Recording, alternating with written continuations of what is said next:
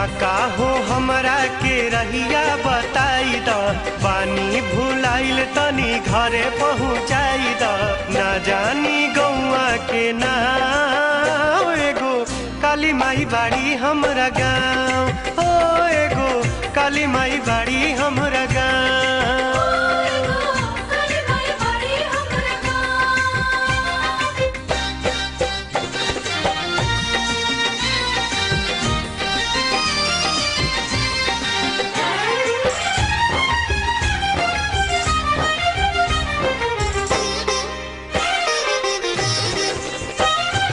घूमे खाती आइल रही नवरात्र के मेला, छूटल सबके संग दादा हो गई नी अकेला।